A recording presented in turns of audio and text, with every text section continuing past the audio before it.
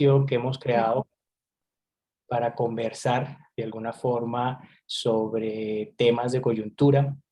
Y pues hoy inauguro yo estando bendito entre todas las mujeres, gracias a Dios.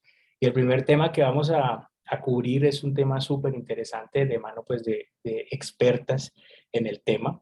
Hoy estamos pues con Juliana Rodríguez, con Laura Arciniegas y Ángela Peláez. Juliana y Laura son directoras de la Mesa Institucional de Renta Fija y Ángela es directora de distribución de fondos para nosotros acá en BTG. Entonces, definitivamente un placer contar con ellas. Y pues para este tema, que es liquidez y renta fija, hablar un poquito de perspectivas y oportunidades, yo creo que vale la pena simplemente hacer una breve descripción de lo que ha venido pasando en el 2021 y lo que hemos observado también en términos del posicionamiento de los clientes en sus movimientos, en términos de cómo ha sido ese flujo entre los distintos flujos, entre los distintos portafolios que existen y los movimientos que se han dado en los mismos. Tenemos pues una cantidad de factores que sin lugar a duda han afectado la renta fija en el 2021 y yo quisiera entonces simplemente comenzar con Juli para que porfa nos describa un poco ese comportamiento que llevamos por lo menos el 2021 en lo que respecta con el mercado de TES, sus factores y sus determinantes. Perfecto. Buenas tardes, Munir. Buenas tardes a todos. Básicamente, el comportamiento de la renta fija ha respondido principalmente a la inflación y a las expectativas de inflación. En Estados Unidos, la curva de los tesoros arrancó el año de una manera bien empinada. Digamos que las expectativas de inflación empezaron a crecer y los tesoros empezaron a subir a lo largo de los primeros meses del año. Los tesoros de 10 años operaban alrededor del 1 en enero y llegaron a un nivel del 1,80 en marzo. Esto obedece principalmente a esa expectativa de incremento de la inflación. Adicionalmente, la expectativa del fuerte gasto fiscal que anunciaba el gobierno también generaba bastante presión en la curva. En las últimas jornadas, digamos que en el último mes, en los últimos 2 meses, hemos visto que este comportamiento se ha reversado básicamente con un bear flattening, es decir, la parte corta de la curva ha subido mucho más rápido de lo que ha bajado la parte larga. Y básicamente es porque estas expectativas de inflación que se tenían se han venido materializando y los datos que han salido han evidenciado que ya viene la inflación. Entonces, esto claramente le pega primero y le pega más duro a la parte corta de la curva y hemos visto cómo se ha subido. En Colombia y en la curva de TES nos ha pasado exactamente lo mismo. Empezamos el año con un movimiento de empinamiento de la curva que se acentuó de manera muy fuerte en marzo. Digamos que en este primer trimestre hemos tenido varios factores.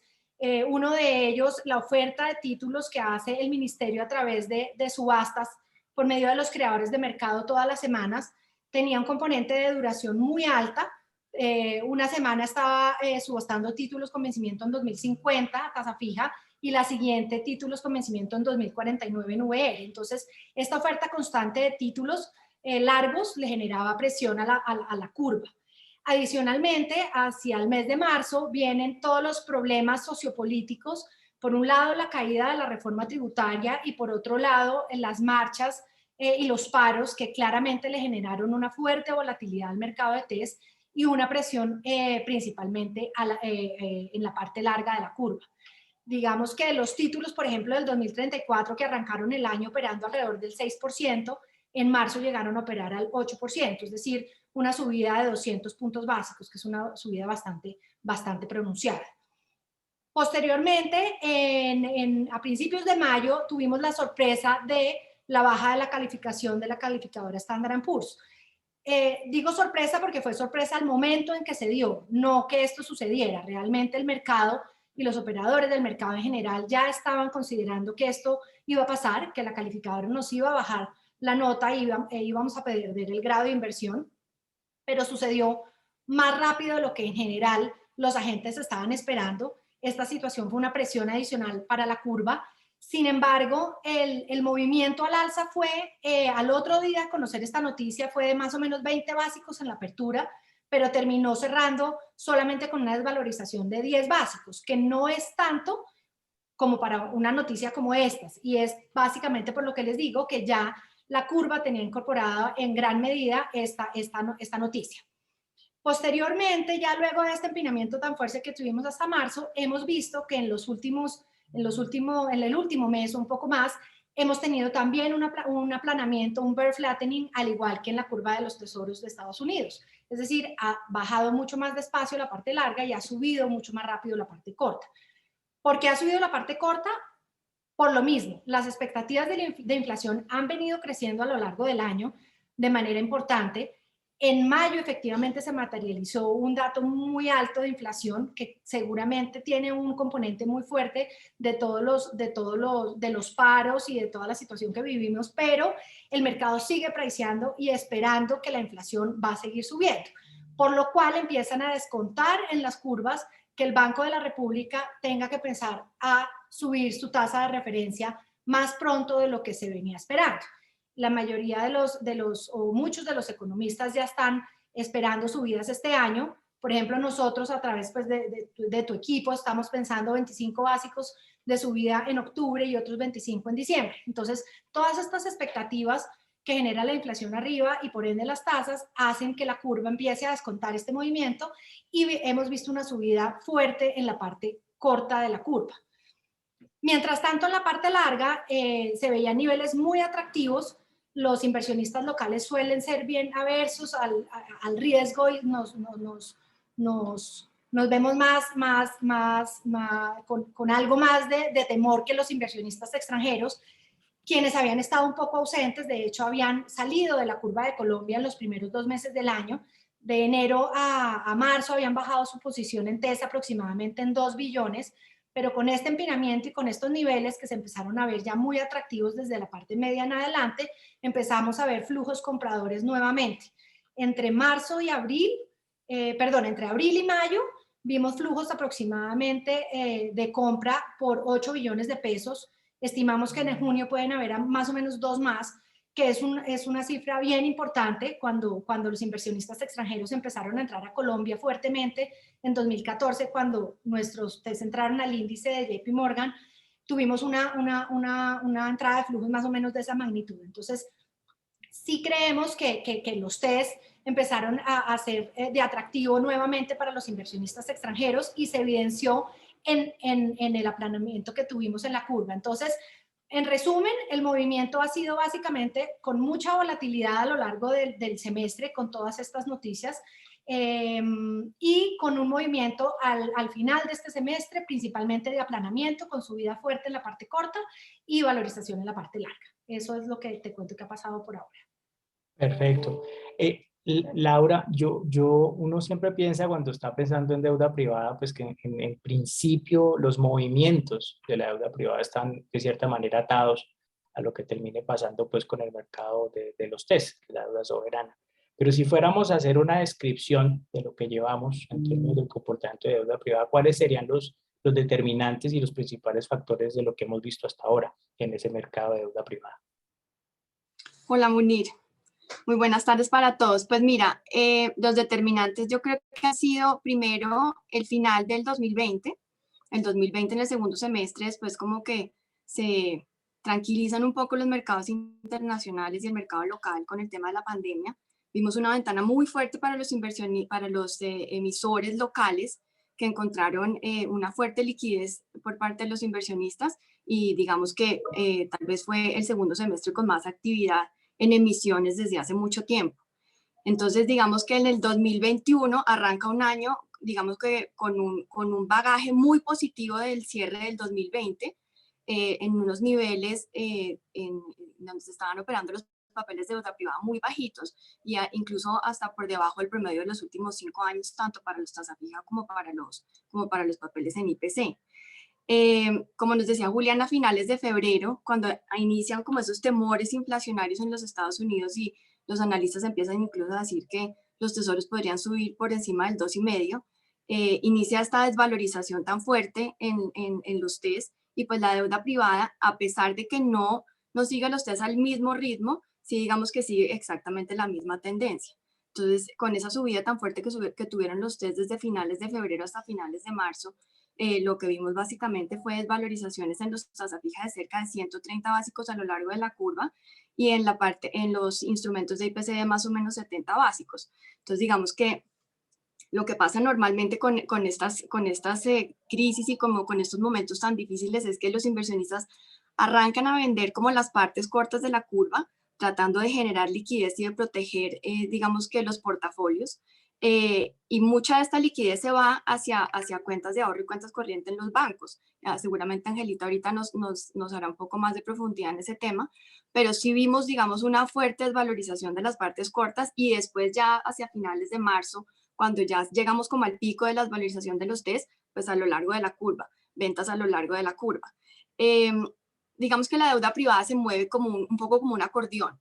Cuando empezamos a ver tendencias muy claras de valorización, esos spreads, tanto en IPC como en tasa fija, empiezan a apretarse bastante contra la curva de TES, porque digamos hay tendencias claras, los inversionistas están tranquilos de que las valorizaciones vienen y hay una tendencia. Cuando empiezan a generarse, digamos, escenarios en donde no es tan claro y los inversionistas empiezan a querer tener un poco de prima sobre los TES por incertidumbre o simplemente porque ven que de pronto la tendencia en las tasas ya no es tan positiva, sino que pronto podría haber algo de reversa, esos spreads comienzan a abrirse y es cuando, digamos, tenemos como ese movimiento acordeón que te digo. Logramos tener un poco de tranquilidad en abril, como nos decía Juliana, cuando empezamos a ver esas fuertes compras del offshore, pero desafortunadamente no duran tanto porque arranca, digamos, esa crisis sociopolítica que tenemos en este momento en Colombia y que han generado una fuerte incertidumbre tanto para ustedes como para la deuda privada. En la deuda privada, desafortunadamente durante el mes de junio, aunque ha habido buenas emisiones durante el mes, hemos visto un deterioro en el volumen negociado en deuda privada y para los emisores que hemos tenido este mes ha sido difícil lograr los montos ofrecidos y hemos visto también un deterioro como en la parte de los spreads frente a los TES, digamos que se han visto en estas últimas emisiones. Excelente. Ángela, si ya vamos a poner en concreto pues esta descripción de lo que ha sido el comportamiento del mercado, ¿cómo dirías tú que ha sido precisamente el comportamiento de los fondos en general? No solamente, diría yo, pues obviamente nosotros propios en BPG, pero a nivel del sistema, que creo que también ha sido una dinámica bien interesante. Hola Munir, buenas tardes a todos los que nos acompañan hoy. Efectivamente, ahí es importante, antes de entrar a nuestros productos, hablar un poco de contextualización del mercado de fondos. Y es importante mencionar que a cierre de mayo, en administración de activos de fondos de inversión colectiva en Colombia, estamos hablando de 93 billones de pesos. De estos, el 29% corresponde a los activos administrados por sociedades comisionistas de bolsa, que está alrededor de 27 billones de pesos, y un 79% administrado por sociedades fiduciarias, que corresponde alrededor del 66%. En el mercado de fondos de inversión colectiva existe una categorización, esto dependiendo de políticas de inversión y de perfil de riesgo de los inversionistas. Entonces podemos encontrar los fondos de renta fija, fondos de renta variable, balanceados inmobiliarios, entre otros. Ahí los que más pesan en cuanto a activos de administración son los fondos de renta fija. En este momento, si estamos hablando de un total de fondos de inversión colectiva de 146 fondos, tenemos 72 de renta fija, que representa alrededor de más de 50 billones de pesos y son un 60% de los activos totales de este mercado. Digamos que, como mencionaban Laura y Juliana, definitivamente pues el 2021 ha sido un año bastante retador. Digamos que esto por todos los eventos que se han presentado, tanto en el marco internacional como local, a nivel macroeconómico, político y social, y efectivamente han tenido un impacto sobre los fondos de inversión colectiva. Digamos que ahí sería importante ver que a principios de este año, debido a la volatilidad y la incertidumbre que se empezó a presentar en el mercado, tuvimos una salida de flujo importantes, más que todo en los fondos que eran más aversos al riesgo. Ahí digamos que nos estamos enfocando más a fondos de liquidez, fondos vista, que hubo alrededor de digamos que más del 20% en salida de flujos a cierre de mayo. Y digamos que ahí es los que de alguna forma tienen mayor aversión, que pueden aguantar más volatilidades, tuvieron, digamos que una salida de flujos inferior. Ahí básicamente las mayores salidas fueron de clientes institucionales y corporativos que efectivamente por la situación que se presentaba, por esta volatilidad, decidieron refugiarse en activos como las cuentas de ahorro, esperando un poco a que pasara esta situación de alguna forma. Nosotros particularmente en nuestra oferta y centrándonos en renta fija, tenemos actualmente dos fondos. Un fondo Vista, fondo de liquidez, que tiene un perfil de riesgo conservador, digamos que tiene exposición a títulos de la deuda corta, y tenemos el fondo de renta fija Colombia, que tiene, digamos que mayor exposición al riesgo, tiene un riesgo moderado, y ya está en la curva corta, tanto curva corta como media, de títulos de deuda pública y deuda privada. ¿Cuál fue nuestra decisión, digamos que en términos de política, de estrategia? Y digamos que siempre buscando preservar el capital de nuestros inversionistas. Tomamos la decisión de tener una estrategia absolutamente defensiva. Tomamos la decisión de reducir los niveles de duración que teníamos en nuestros portafolios y darle un mayor peso a la liquidez. Digamos que tener unos niveles de liquidez adecuados, esto teniendo en cuenta también las necesidades que podían tener nuestros inversionistas de posibles salidas. Excelente. Ahora sí entramos, digamos, en la parte importante. Estamos ya ahí donde ustedes nos han descrito muy bien todo el comportamiento de los mercados hasta ahora. Pero si fuéramos a pensar, Juli, si fuéramos a pensar en el futuro, en las perspectivas, en las oportunidades, eh, ¿dónde estarían en el caso del mercado de TES? Pues mira, yo pienso que este semestre que viene va a seguir siendo un semestre con bastante volatilidad. Se espera que probablemente la otra calificadora también se manifieste y nos baje el grado de inversión. Digamos que las expectativas con todo la situación que sigue viviendo el país por la pandemia hacen que se vea un panorama todavía complejo. Sin embargo, como lo hemos dicho, esta volatilidad y estas situaciones particulares presentan oportunidades para la renta fija. Digamos que en la curva de TES tasa fija, nosotros creemos que todavía puede haber algo de valor y puede seguir habiendo algo de valorización de la parte media y de la parte larga. Algo que se me olvidó ahorita comentarles es que ya las subastas de TES no tienen tanta duración como la tenían en las primeras porque se están intercalando y eso también ha ayudado. Entonces, creemos que hay oportunidades tácticas para entrar dentro de la curva, donde puede haber algo de valor. Seguramente indexándose también vemos oportunidades en la curva de UERs, donde puede estar uno un poco más protegido a estas subidas de la inflación que se está esperando se manifiesten a lo largo de este semestre. Dicho esto, las oportunidades en deuda privada van a estar muy asociadas como a esa volatilidad que tenemos en los TES, y Laura pues te cuenta un poquito más sobre eso, porque sí creemos que estos niveles interesantes de entrada hacen que haya en ciertos puntos de la curva oportunidades muy buenas para aprovechar estos movimientos y estrategias de valor relativo dentro de las curvas. Si fuéramos entonces, Laura, a mirar esas oportunidades en la deuda privada, ¿dónde crees tú que estarían? ¿Cómo le sacamos provecho? ¿Le podemos sacar provecho a la deuda privada? Sí, definitivamente, yo creo que sí, Munir. Empezando, básicamente hasta en los tres indicadores, tanto en tasa fija, en IBR como en IPC. Yo te diría que en tasa fija, digamos que tal vez con un poco más de cuidado, digamos, con apuestas un poco más de corto plazo, pero pues digamos que en los niveles actuales ya pensaríamos casi que descontado los 50 básicos que podría haber de subidas en lo que queda de este año.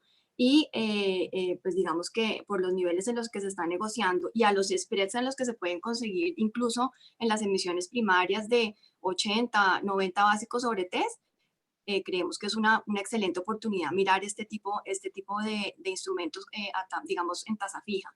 Por el lado del IBR, pues por las mismas expectativas de subida de tasa, digamos que si uno pensara que el Banco de la República va a iniciar un ciclo más restrictivo y podría haber más subidas de tasa de interés, pues digamos que la indexación tanto en IBERE como en IPC ayudan a ir con más tranquilidad y digamos en un terreno mucho más seguro, y pues el IPC con las expectativas también de inflación, no solamente por los picos que puedan tener en los meses que vengan, por el efecto base contra lo que fueron las inflaciones del 2020 y lo que pueden ser estas y pueden generar esas subidas de inflación, que los inversionistas puedan tomar ventaja de eso. Y adicionalmente, porque como lo hemos hablado contigo, pues digamos que esa misma reactivación económica y pues desafortunadamente si siguiera como esta situación sociopolítica que pudiera generar presiones inflacionarias en la parte de precios, pues digamos que eso todo se ve reflejado en oportunidades para los inversionistas en indicadores como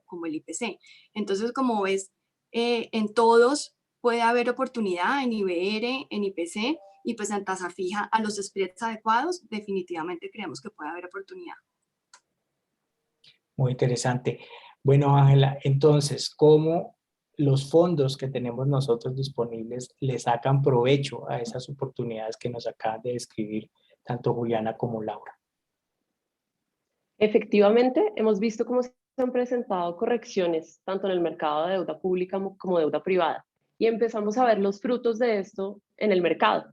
Digamos que un poco el regreso de esos flujos que les había mencionado que salieron, digamos que durante los meses anteriores. Acá hay algo muy importante, y es que nuestra estrategia no es estática, está en constante dinamismo, buscando adaptarnos a la coyuntura y a los eventos macroeconómicos del mercado. Y hay un elemento clave que está en el DNA de BTG Pactual, y es el sentido de urgencia. Eso se ve reflejado en la capacidad de nuestros administradores de portafolio de identificar oportunidades rápidamente y ver, digamos, que cómo nos podemos posicionar mejor en el mercado.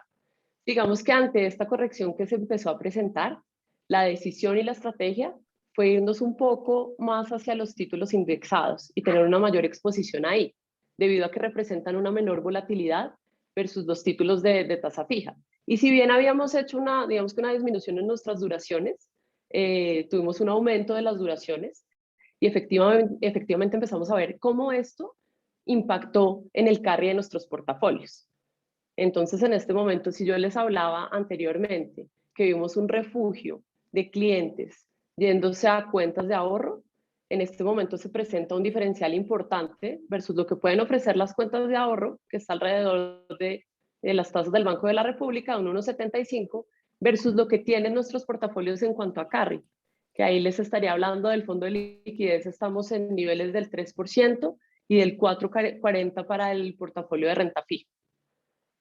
Ahí digamos que yo creo que pues, es importante, además de esto, la importancia que nosotros le damos al indicador de rentabilidad versus riesgo.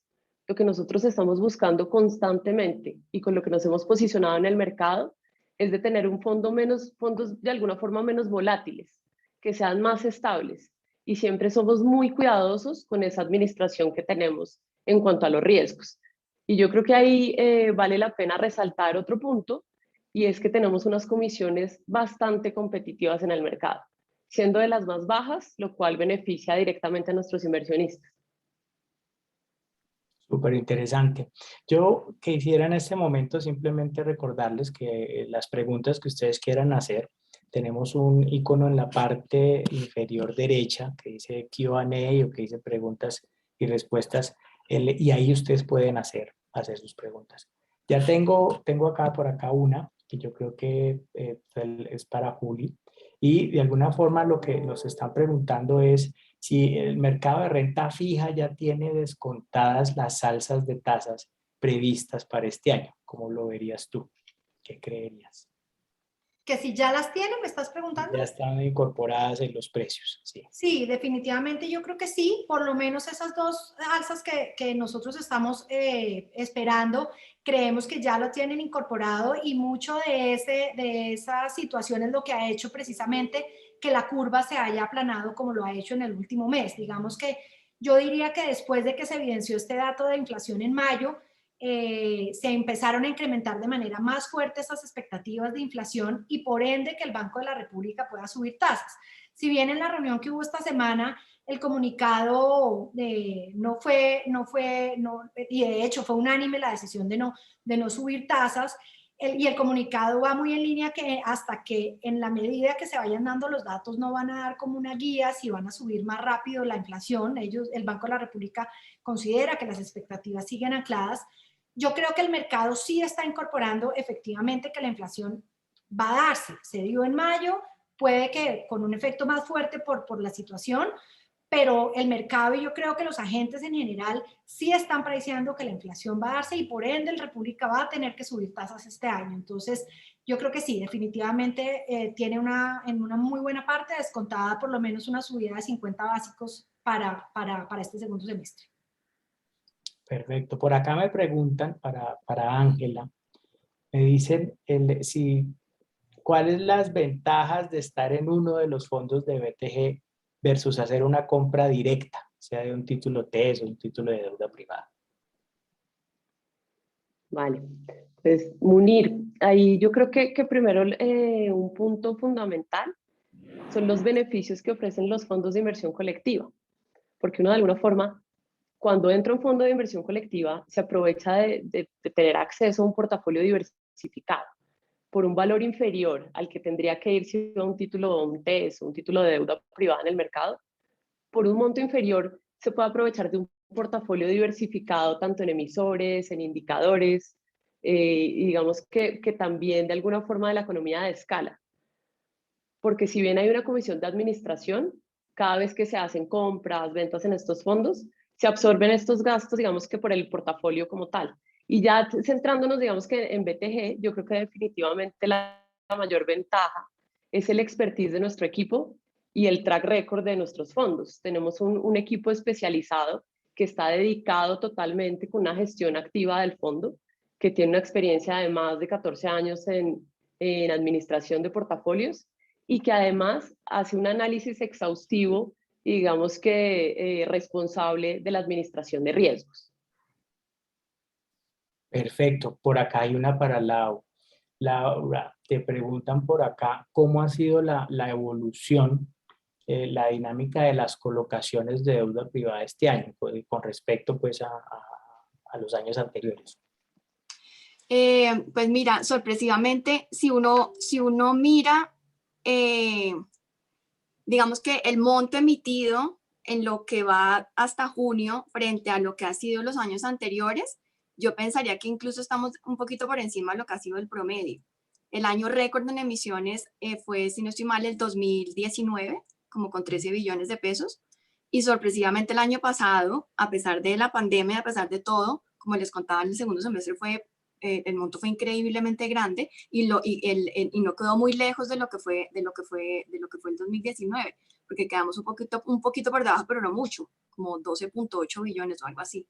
Entonces, si comparamos en lo que va corrido de este año con los años anteriores, pensaría que estamos un poco por encima del promedio.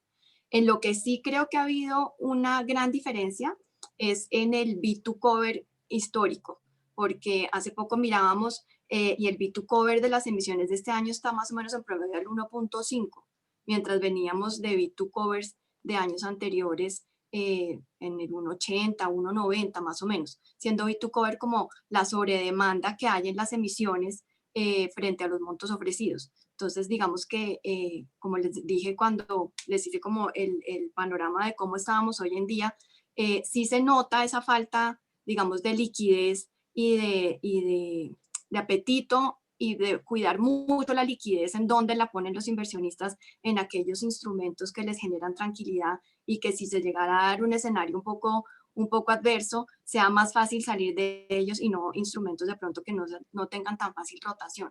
Por eso creo que el B2 cover también está ahí como relacionado como con esa parte. Juli, por acá nos preguntan en verdad yo creo que es para las dos, porque en verdad es una pregunta en general para la renta fija. Y los que nos preguntan es básicamente ¿qué estamos esperando en materia de la volatilidad? Una de las cosas que se reconocía era que en lo que va del año pues hemos visto un comportamiento muy volátil. Entonces, ¿si esperan que la volatilidad de renta fija siga este año o ya la dinámica empezó a cambiar? ¿Ustedes qué dirían? Pues yo creo que es muy difícil decir que no va a seguir habiendo algo de volatilidad cuando estamos parados en una situación tan compleja como la que está no solo Colombia, sino está en generalmente el mundo, generalmente todos los países con todos estos efectos de la pandemia, que es tan difícil predecir si ya se acabó, si no se acabó. Estamos en el pico más alto en este momento de muertos. Predecir qué tan rápido va a empezar la economía nuevamente a crecer fuertemente, porque pues ahorita vienen unos efectos estadísticos importantes de los datos que salen del año pasado. Entonces yo creo que todavía estamos parados en un escenario de incertidumbre fuerte en la parte macro, e igualmente estamos sujetos a eventos externos que le pegan directamente a las curvas en Colombia. Entonces yo creo que decir que la volatilidad ya se acabó y se estabilizó es difícil. Yo creo que sí vamos a tener todavía, digamos, un semestre con eventos que pueden generar volatilidad. Seguramente cuando, como lo dije ahora, la calificadora de Fitch se manifieste, que también el mercado puede que lo esté esperando, va a haber algo de volatilidad, puede que haya algo de flujos de salida, porque ya con 2 calificadoras que nos tengan por debajo de inversión, probablemente algunos inversionistas tengan que salir. No creemos que sea el grueso y tampoco creemos que va a ser una salida masiva, pero sí seguramente le va a imprimir, cuando eso pase, que puede ser, esperamos a finales de julio, de pronto agosto, no sabemos si se tarde un poquito más, le va a imprimir algo de volatilidad. Entonces yo creo que en la medida en que los datos van saliendo,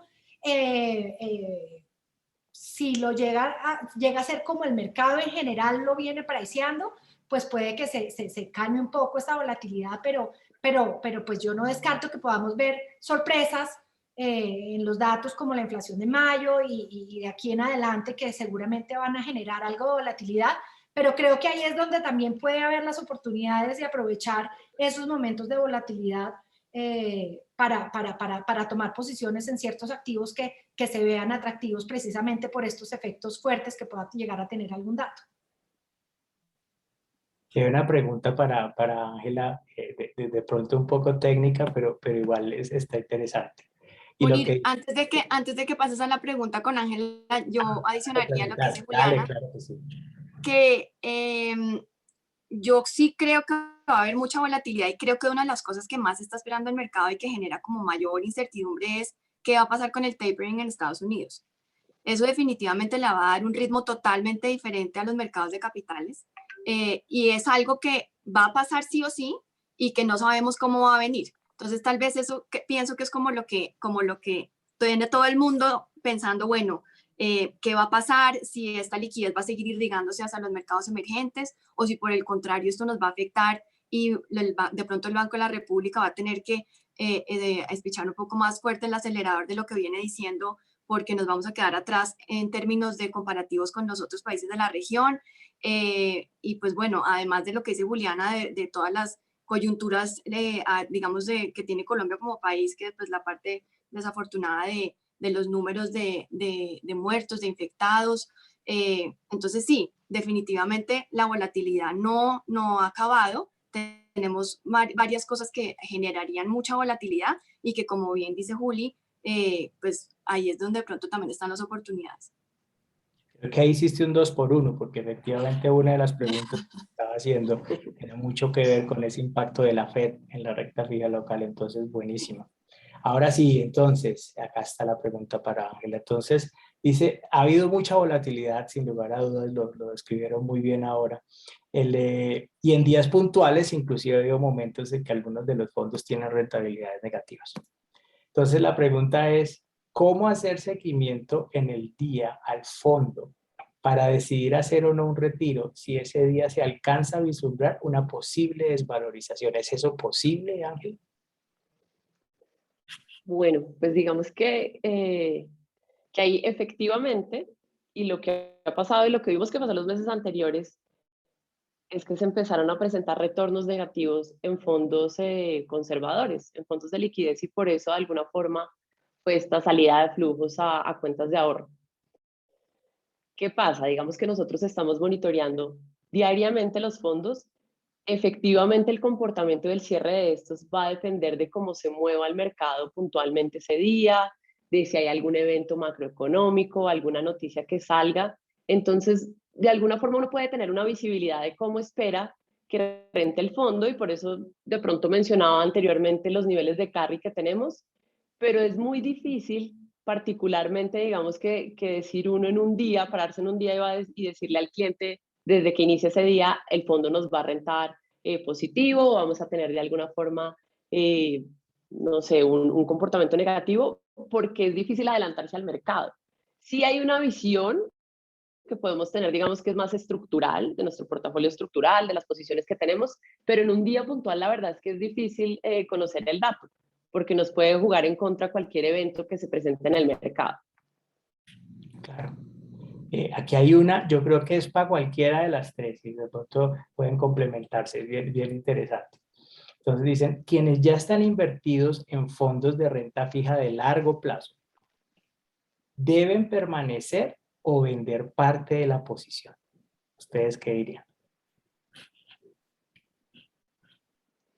Yo digamos que primero pienso que depende claramente del perfil del inversionista y el tiempo en el que espere mantener su inversión. O sea, digamos que centrándome un poco simplemente en política de fondos de inversión colectiva, creo que esa es la premisa más importante al principio.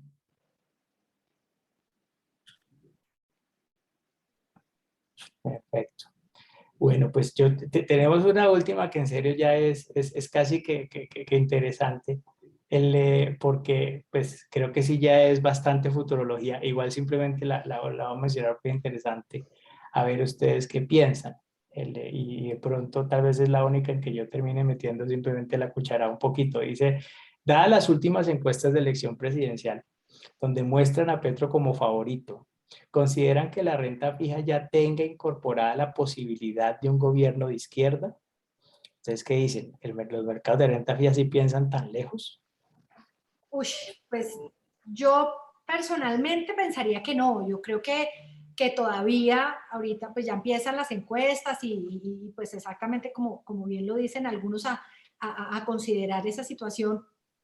Pero yo pienso que todavía no. Digamos que sí se considera que vamos a entrar en un año electoral que le va a generar volatilidad al mercado, pero yo no creo que estemos a un punto en que la curva ya esté priceando un gobierno de izquierda para el próximo año. Pienso que de ser así, claramente estaríamos de pronto con unos niveles bastante más altos. Yo creo que no, pero pues no sé, te dejo también para que des tu opinión al respecto.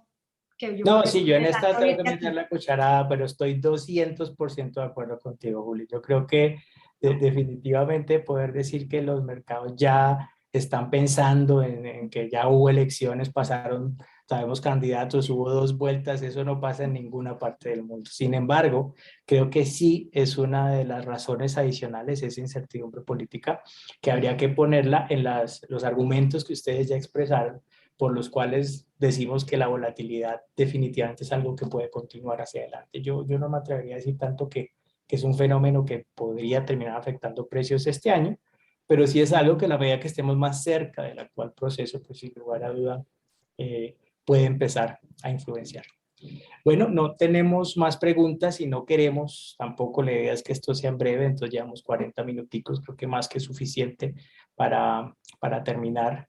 Entonces, pues darle las gracias a todos los asistentes e invitarlos para que se sigan conectando en estas apuestas que estamos haciendo para en un periodos de tiempo relativamente cortos, pues efectivamente tratar de hablar de estos temas de coyuntura y tratar de mostrarles a ustedes las formas de irse posicionando ante las distintas, en este caso, oportunidades que puede haber en el mercado de renta fija. Muchísimas gracias, Juliana, muchísimas gracias, Laura, muchísimas gracias, Ángela. Creo que mejor imposible en términos de la explicación que tuvimos hoy. Y a todos los que nos acompañaron, pues los esperamos en una siguiente oportunidad. Muchas gracias. Gracias, Munir, y gracias a todos por conectarse. Gracias. Hasta luego. Hasta luego. Gracias a todos. Gracias. Hasta luego.